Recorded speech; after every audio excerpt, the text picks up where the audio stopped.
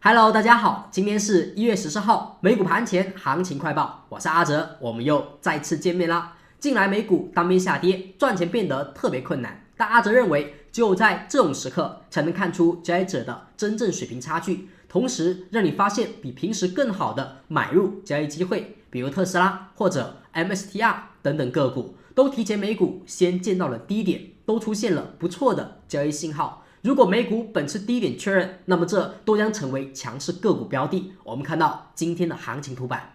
那么我们看到目前的行情目录，今天是市场观察纳斯达克指数137，阿哲同样会通过3个部分来讲解本期视频。第一部分是纳斯达克指数的趋势结构分析和空间技术点位的预测，而后的第二部分和第三部分，我们会开始在当下美股走势下的个股解析。主要会分析特斯拉和英伟达的专项各纬度的技术分析报告，后续的第三部分会讲一下苹果、博通、台积电、谷歌、亚马逊、MSTR 等等个股的技术面快报。以上的内容阿哲准备的较多，如果您的时间宝贵，或者说想要快速的听到某一部分更加想得知的内容，或者说标的的分析，那么可以点击下方的一个时间轴。阿哲已经将本视频当中所有的内容按时间为划分，设置了时间轴，你可以快速的点击某个时间轴来进行观看。那么如果您是老同学，并且时间比较充裕，那么阿哲希望你能够从第一部分往后1分1秒的完全的去收听完，因为这对你绝对有所帮助。在上一期视频当中，我们讲到这一天，阿哲说下周会有反弹出现，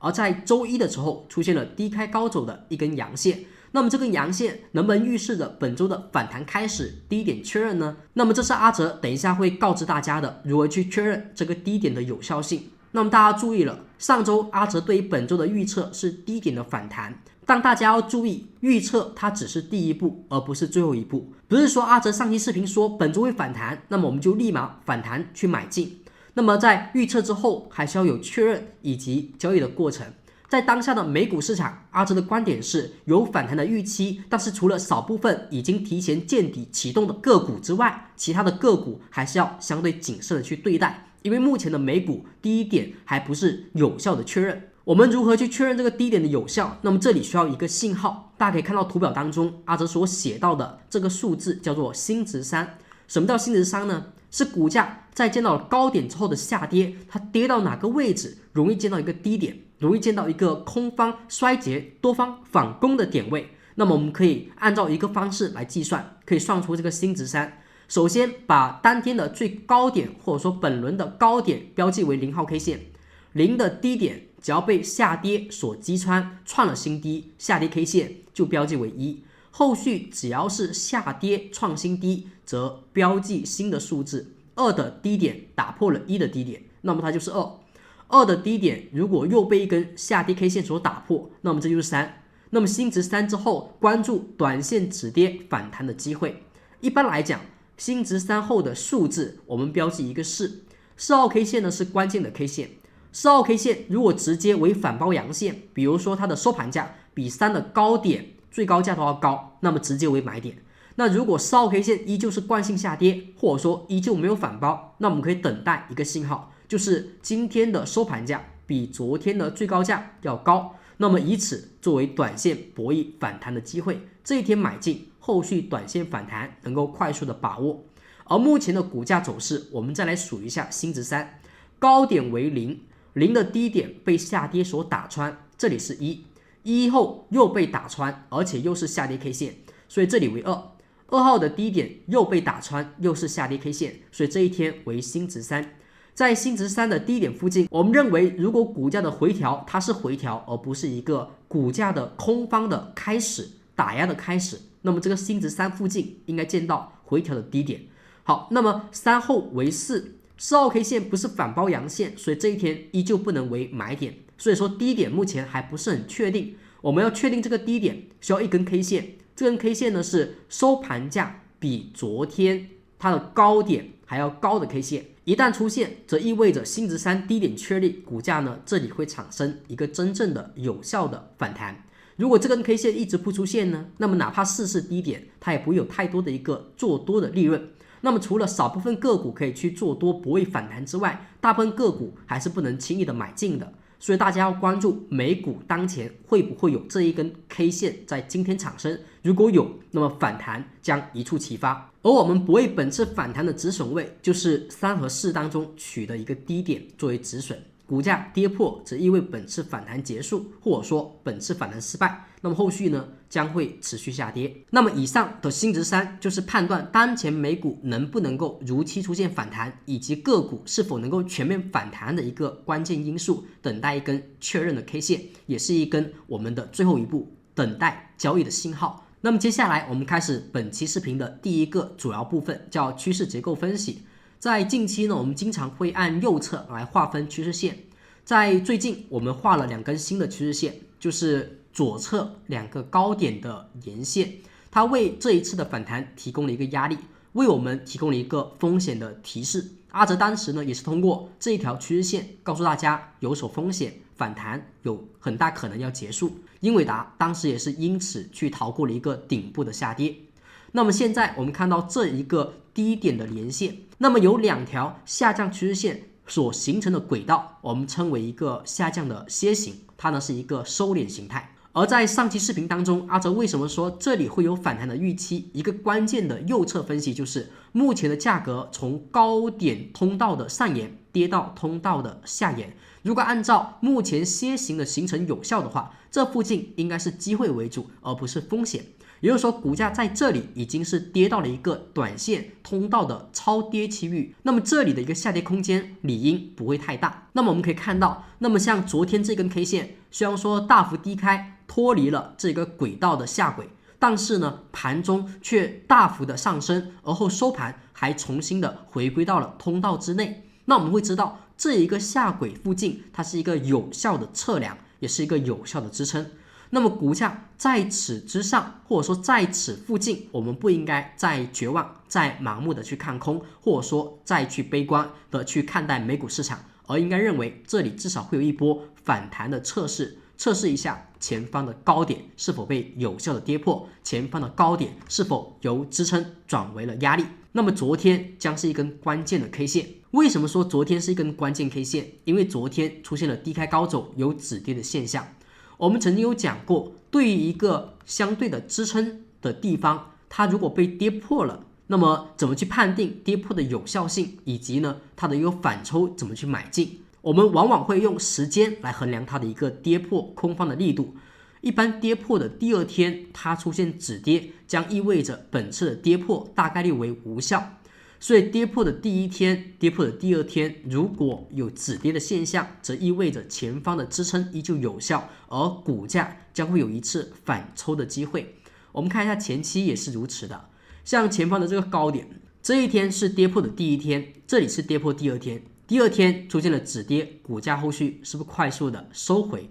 跌破的第1天、跌破的第2天，立马就反映空方的不足，快速的收回。那么股价突破这一个关头令的高点也是如此的，突破之后跌破，但你会发现跌破的位置第2天立马止跌，而后股价呢依旧回归，依旧上涨。很多时候你感觉跌破是有效的，但是通过时间来看呢，第2天就止跌，股价后续往往并不能说明空方是有力度的。同样的，这个高点是否也被跌破了？跌破第2天也同样是止跌的，那么我们就知道了股价的一个跌破是否有效。我们看它的跳空缺口有没有用呢？有用，但是它不是完全的一个有意义的判定，时间也是一个很重要的观念。这里的第2天是一个关键的考验区间，如果股价的空方真的很强势，那么今天应该会继续下跌，那么这里空方将会继续的保持下跌，单边下跌，多头就不要进场了，特别是已经买进的股票也应该止损了。而假如今天的股价如果能够重新的收阳，站在昨天的 K 线区间之上，那么说明这一个位置大概率跌破无效，股价将会反抽上来，那么我们就可以博弈一次短线的反弹，这里将是低点的产生，低点的确认。所以昨天的一根指数的 K 线高点将是重要的入场线，股价站上则是很多个股的反弹开始。以上是关于纳斯达克指数日线的趋势结构分析，告诉大家昨天的 K 线为关键的变盘 K 线。那么昨天的 K 线呢，将是趋势容易产生低点的位置。那么如果这些分析的一个角度和逻辑，您如果感觉是有帮助、有收获的，老同学不要忘记了，可以照常点一个小红心给阿哲。如果您方便，也可以留下您的一句宝贵的评论。那如果您是新同学，感觉有收获、有帮助，是首次来到阿哲讲技术美股频道，那么也希望大家能够给阿哲点个订阅，成为阿哲的订阅观众、订阅粉丝，同时点开全部的订阅按钮。这样的话，以后阿哲的每一期视频、每一场公开直播，你都可以及时的收听、及时的收看，不会错过阿哲的每一期更新。阿哲频道呢，是主要讲技术分析看美股，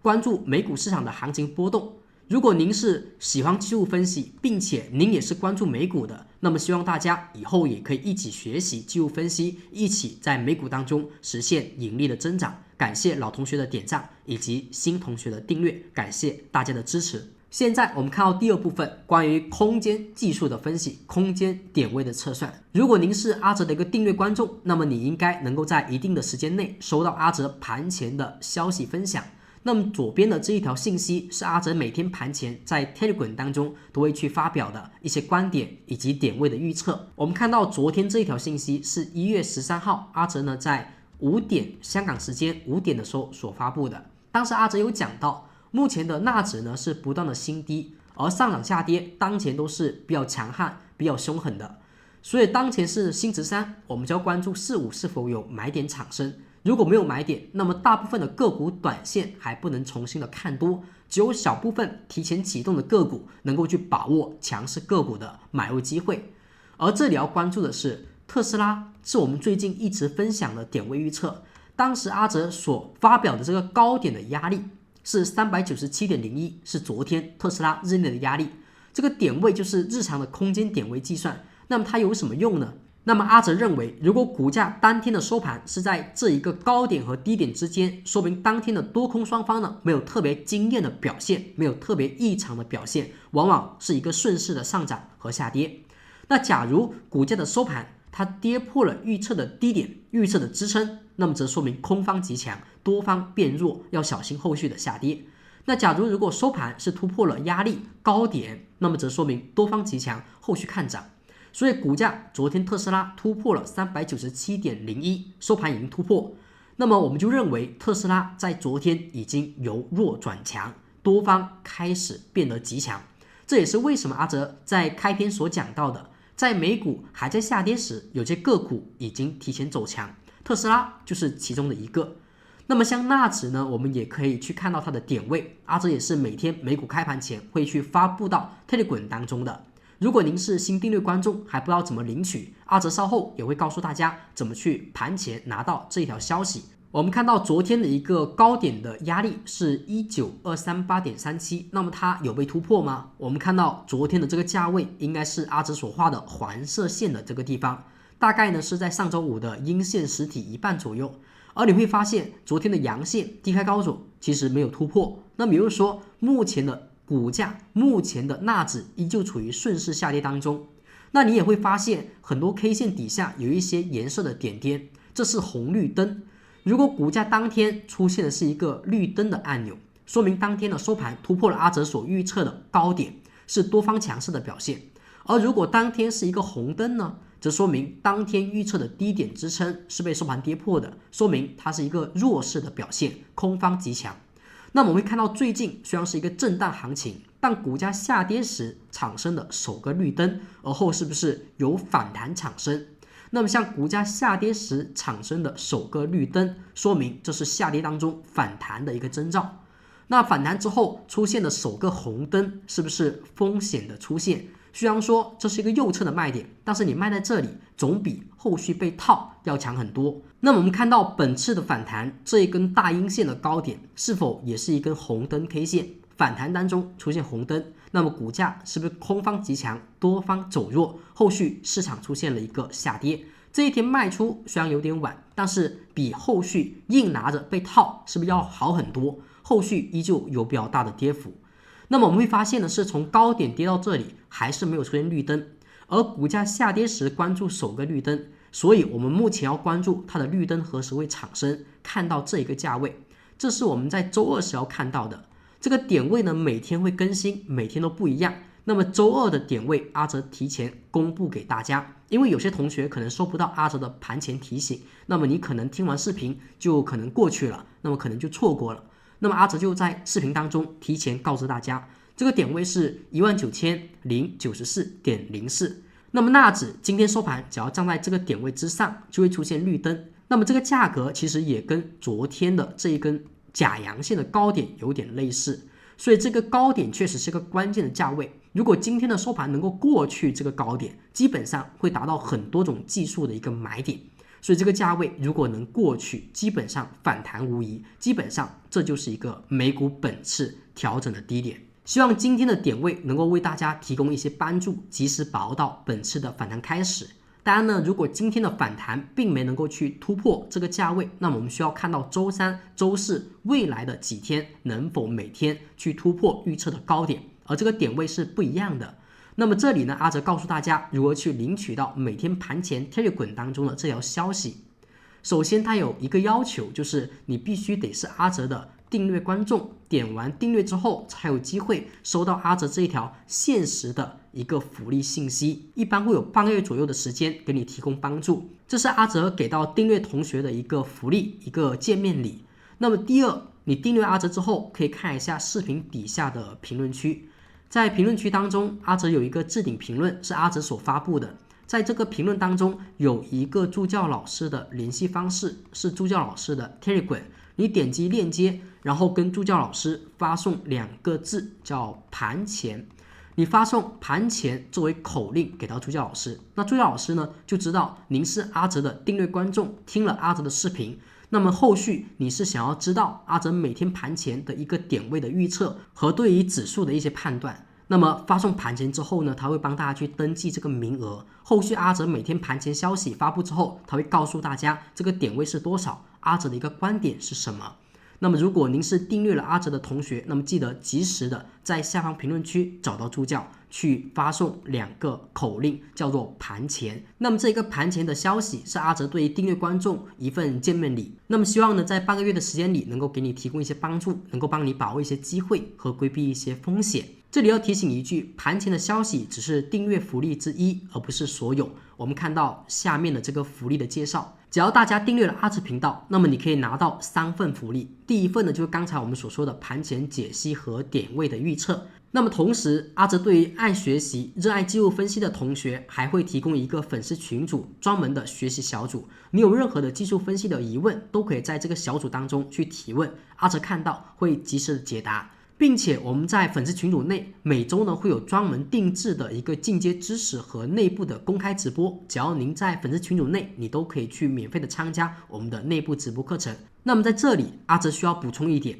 就是前方的一个学习小组，这个学习小组是提供给爱学习的同学。那如果您是一位订阅观众，那么还不一定能够加入到学习小组当中，你同样要告诉阿哲你确实是认真学习的。那你要怎么样去告诉阿哲呢？很简单，你先参加一节阿哲的内部直播课程，而后完成一次作业。比如说在本周我们的课表是破译市场密码，这是我们的主题，而从13号开始到17号，周一到周五，这是本周的一个课题。而每一节课程都会有专门的老师去授课，有阿哲也有阿哲团队的其他老师。那么一般讲完一节课程之后，我们会有课后的作业，你只要听完一次的课程，完成一次的课后作业，交给助教老师去批改审核。只要你是认真的，那么助教老师就会邀请大家进入到学习群组当中。那么之后的日子，那么不管是盘前解析还是内部直播，你都可以在群组当中去进行免费的学习，免费的收听。这呢就是阿哲给订阅观众的3份限时的福利，也希望各位同学在订阅阿哲频道之后能够有所收获，能够有所进步。以上是我们的第一部分关于纳斯达克指数的趋势以及空间方面的技术分析。接下来我们看到个股解析，首先看到特斯拉个纬度的一个分析。现在我们所看到是特斯拉的一个日线图表。关于这样图表，如果您是老同学，应该是听过很多次了。这是一个时间的窗口，每个窗口当中有6个交易日，而阿哲呢，当时有讲过很多次，就是我们认为每走过6个6的窗口，容易见到一个中期的变盘高低点，这是特斯拉的一个时间循环，也是目前波段的一个循环。你会发现的是，每走到一个6的窗口附近，是不是市场会容易见到中期的高低点，或者说中期的调整？每一次都是如此，从前方的138的低点到现在4次都是如此。那么现在是到了第5次的6的循环的窗口，所以阿哲呢在上周开始就跟大家去讲到，这里是一个中期建仓的比较好的时刻。因为从目前的走势来讲，其实股价呢是一个从高点后的下跌，那么高点后的下跌，这里再见到中期高点的可能性就不大，所以这里中期低点的可能性是非常大的。那如果我们有时间上的预知，这里是一个中期低点大概率形成的位置，那么我们只要在这一个底部区间附近去找到一些价格启动的迹象，去买入去建仓即可。这是我们在最近几期视频当中去讲到的中期建仓时刻，特斯拉的一个关注点。如果您是老同学，应该对于这个观点是不陌生的。如果您是新同学，那么也可以翻译一下之前的视频，好好的观看特斯拉的解析。那么今天阿哲就不费太多口舌去讲到这个时间变盘了，我们来看到当前的空间上。对于空间依旧的观点是，当前的股价是围绕406.71和382.26这2个撑压位在进行震荡，而当前有了一点要脱离的感觉。股价在前期的高点后下跌，是回踩了382，而后出现了反弹，但是呢并没有成功突破406，而目前再次的回踩。在上期视频我们说，对于382它又再次的长下影针的去跌破而后收回，这是一个不错的现象，说明支撑有效。而在昨天又再次的往下略微刺破之后出现抬高，目前走了一个分形结构，而这一天的阳线收盘价比昨天的 K 线的高点还要高，那么这说明什么呢？说明是一个假阳线的突破，在关键支撑位上假阳线突破，意味这里是一个假阳真底的可能性大大增加。同样的，指数目前还没有出现这样的一根 K 线，还在等待，很多个股也没出现，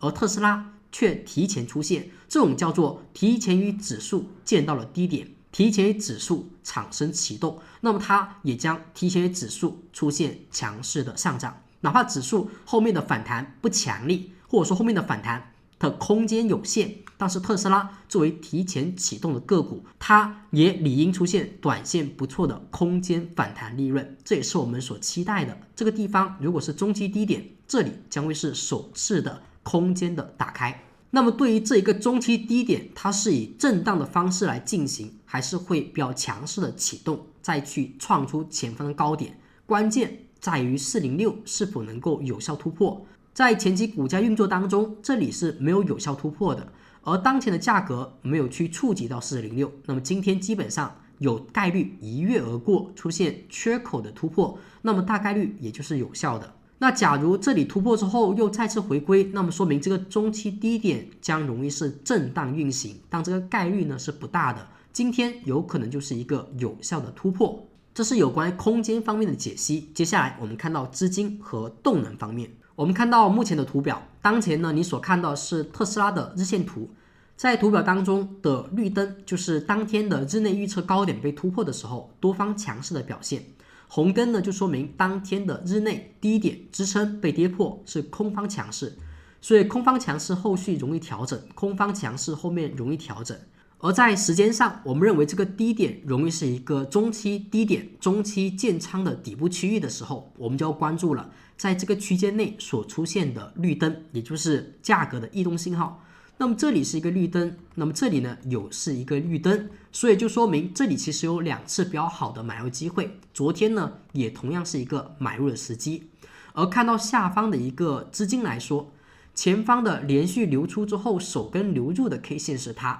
它的低点呢是没有被跌破的，说明这里是有机会产生一个资金方面的一个低点的有效启动，而股价这一天的高点最好也能够被突破，只要后续能够突破账上不跌漏，这里呢将会形成一个从488.54下来之后首次的资金的底部低点。我们看到前期的行情走势，从488下跌，首次连续的 BBD 资金的流出，而后这一天的流进，是不是它是关键 K 线？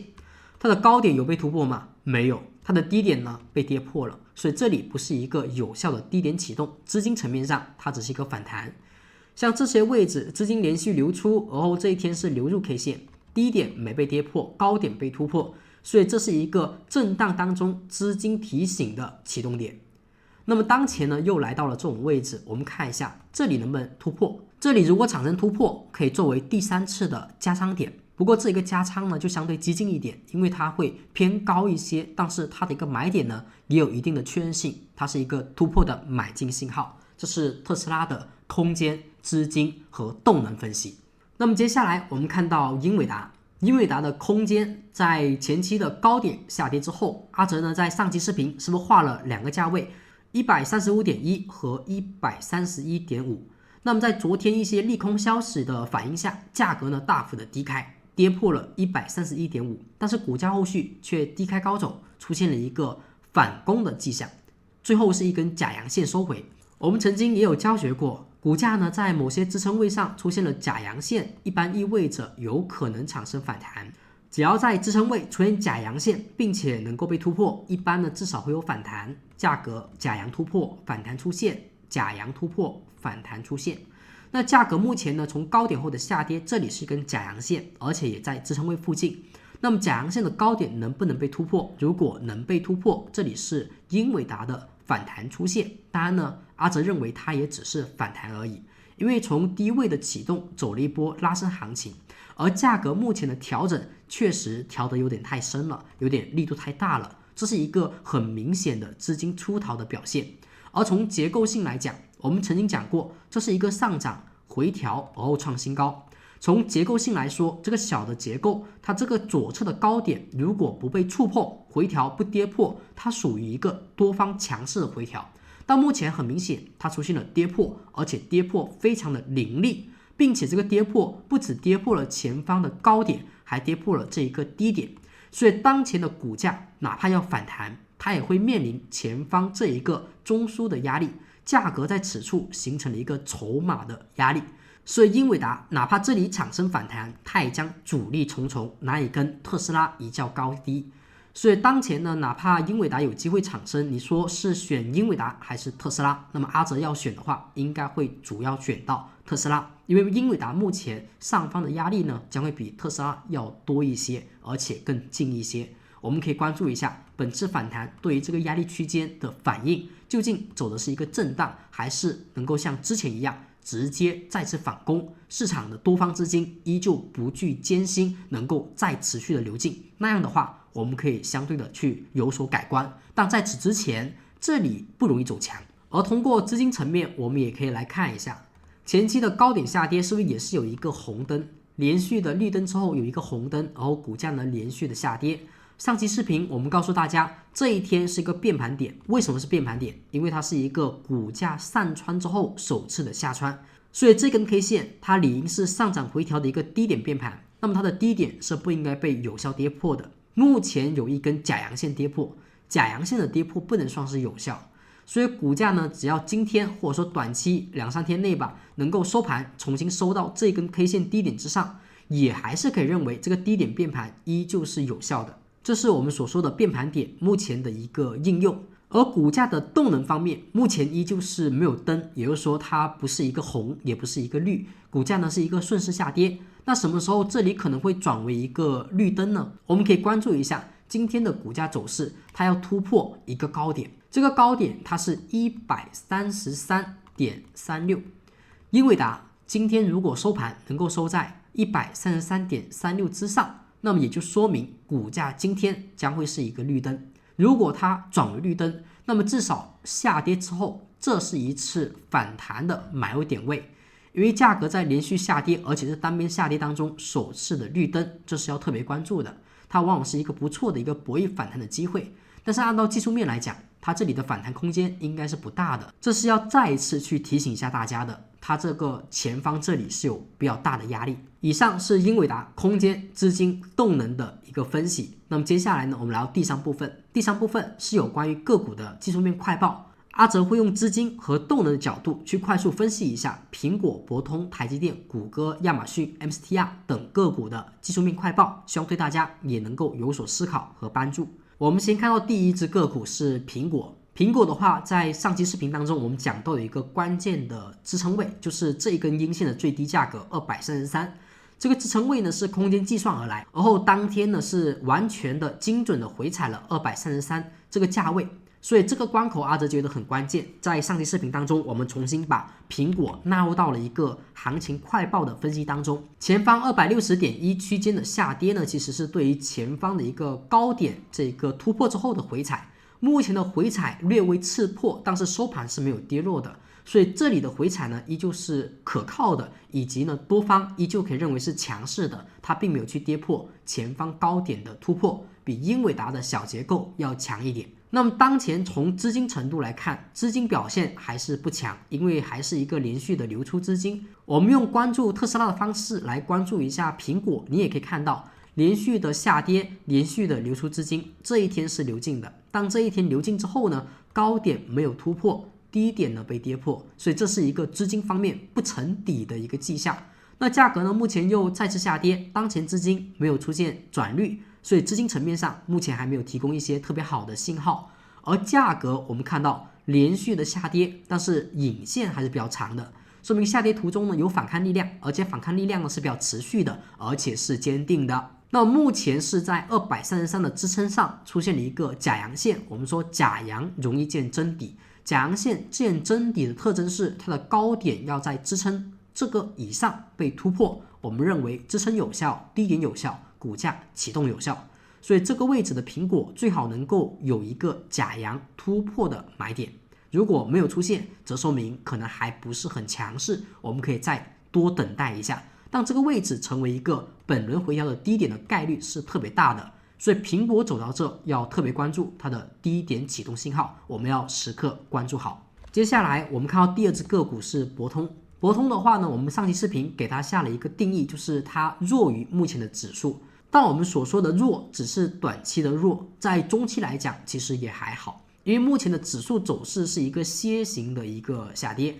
而你会发现博通整体其实是一个震荡，还没有完全走出一个下移，甚至呢前面的这个低点都还没有下破，所以股价从中期来讲，博通还不能说是走弱，但短期呢是比较弱的。而在昨天有所改观，昨天的纳斯达克指数出现了低开高走的假阳线，而博通呢是低开高走的真阳线，只是底下的资金目前还没有变化，所以从资金角度来看，它呢还没有启动的迹象。但如果从价格 K 线裸 K 的角度来看到这根阳线，其实这里呢是一个买点。不知道大家有没有学过阿哲曾经内部课讲过的一个裸 K 信号，叫联阴砸盘手法。这个手法呢，阿哲在明天的内部课程当中也会去分享一下。这个方法也相对来说是比较有意思的，能够在下跌当中找到砸盘的低点。那么像现在就是一个连阴的砸盘的低点，它的一个确认，低开高走的阳线可以作为买点，而这一天的防守位就是当天阳线的最低点。那么如果你想要知道这个模型是具体有什么条件，以及为什么这一天是买点，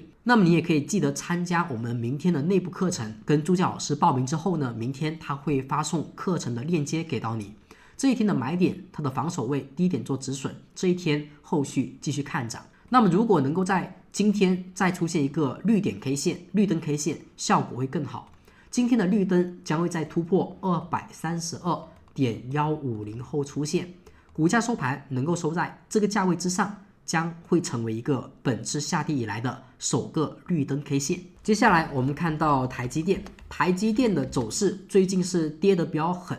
在上期视频当中，我们说等待本次调整的一个绿灯，但是呢，它没有出现绿灯，而又出现了一个红灯。那么这里呢，我们要关注一个信号了，股价的下跌很凶狠，并且没有绿灯的买点，它又跌回了前方的区间之内，但没有关系，我们看到一个信号，就是这一天它虽然是红灯，但下方的资金是一个下穿 K 线。我们通过英伟达给大家去讲过，上涨后的下穿这一天说明是低点变盘。如果股价真的是回调，那么这一天将会见到一个回调低点，就类似于前面的上涨下跌，如果是回调，那么这一天它将不会被有效跌破，是不是一个低点？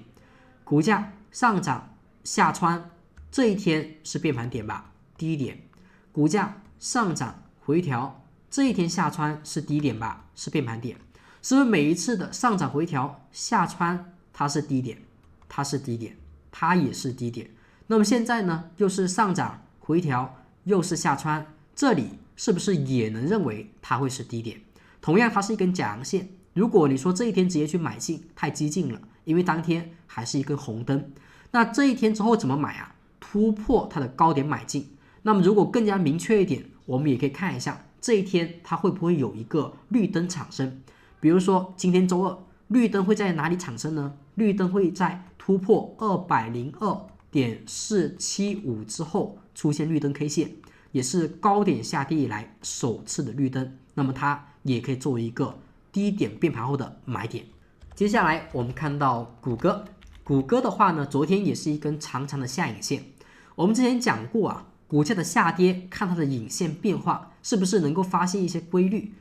下影线是怎么产生的？股价先是被打压，资金流出，而后在盘中的某一时刻有人去买进托盘，所以呢走出了一根下影线。所以影线的长度说明当天盘中打压之后有人去买入的强度，是对于当天空方反击的一个力度，反看的一个力度。所以对于这种下跌而影线却逐渐变长的一个走势来讲，我们是需要去关注的，它是有机会成为低点的。同时这一天是假阳线，假阳线它刚好回踩了前方的上涨回调的一个低点，是不是刚好它是创新高后的回踩，又到了这个点位附近，这里出现了一个假阳线，这里前期呢也有一个假阳线。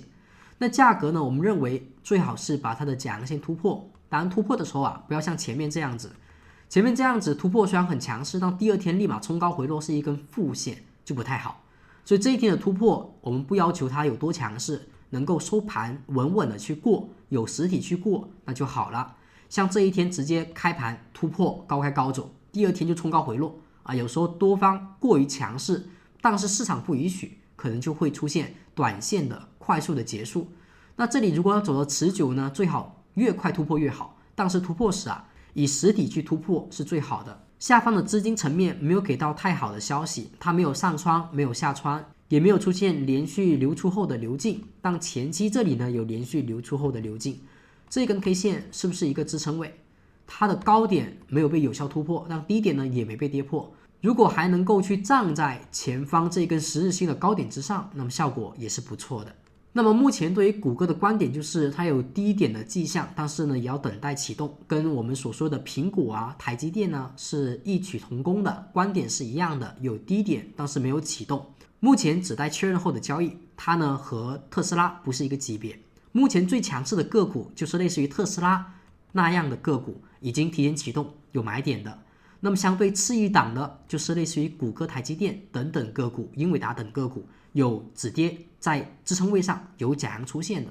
那如果还是收阴下跌的，那么就相对来说排到第3档的个股了，就相对更为弱势了。所以目前你也可以看一下你手中个股究竟是处于第1档还是第2档还是第3档。接下来我们看到下一只个股是亚马逊，亚马逊相对来说和指数呢是走势基本上持平的，它呢也在走一个低点降低，高点降低，所以走势来说已经是同步啊，不能说强势。目前走了一个下跌的停止线啊，一个长长的下影线，而后一个10日星，那么相对来讲是一个不太标准的，在蜡烛图中叫做下跌的停止线，也是一个低点的止跌信号。那当前的股价也相对来说是一个下降通道的下轨附近走了一个小小的假阳线，类似于它的存在。那么这里呢将也是一个低点的确认，只是还没有启动的信号，它也是第2档的个股。我们会看到它的资金前期这里是下穿 K 线，下穿 K 线之后有过止跌，有过反弹，而没有出现有效的跌破。那目前是不是跌破了1天之后第2天就止跌？像现在呢是跌破1天之后第2天就止跌，跟指数的模样是基本上相同的，同步的。所以第2天能够止跌的一个破位，我们不能说它是有效破位，那价格呢去回归到这之上概率是比较大的。而回归之后就来确定了它是否能够走强，以及它是否能够止跌，就看一下它能不能够撑得住前方的这个低点。如果还是再次跌破，我们说可一可二不可三，跌破一次跌破两次，一般第三次的下跌往往是真跌，那么就要小心了。所以这里如果能够回去是最好的，回去之后不跌破将会更好。亚马逊如果这里再次跌破就不太好了，如果它都不突破它的高点，而把它的低点跌破，那就更加的风险。目前还没有绿灯出现，我们可以看一下这天什么时候是绿灯。股价收盘如果能够收在218.930之上，那么就说明股价将会在周二出现一根绿灯 K 线。大家注意了，这是周二的价格，每天不一样的。周二收盘突破，则周二将会是一根绿灯 K 线。这里要注意亚马逊的绿灯会如何产生。MSTR 呢，阿哲认为它是属于和特斯拉可以算是同一个档次的，但是呢可能略微偏低一点，但是会比台积电啊、谷歌、亚马逊一些会更好一些，因为它不是一根假阳线，它是一根低开高走最后收涨的 K 线。那价格的走势从前期下跌后出现了上涨，上涨后回调，我们看到这一根 K 线，这一天是上穿的，这一天上穿之后是不是产生了一个变盘点？我们说下穿是变盘低点，上穿是容易产生变盘高点。上穿之后高点不能突破，低点被跌破，所以它是一个变盘高点。而从高点后的下跌，跌到目前为止，是不是出现了本次的首次下穿？下穿之后，我们会认为这里将是上涨回调的一个正常见到低点的时间，或者说见到低点的一个资金变化，这里它理应见到低点。而如果它的低点还被跌破，那么说明这里不是低点，甚至呢前面这里都不是低点。所以这一天我们理应先在此看一个低点的上涨，因为这一天是低开高走的阳线，所以这一天其实激进投资者可以在这一天直接的买进，它呢不是假阳线，它已经表现是强于个股。同时这一天是变盘 K 线，所以这里呢有机会是一个低点的启动信号。那么同时呢，结合它是一个变盘信号，所以这里呢有机会是低点的一个启动的迹象。我们可以关注一下 MSTR 和特斯拉，他们这种已经有启动迹象的个股。同样的 MSTR 也一定程度上反映着比特币概念个股可能又再次的来到了一个机会。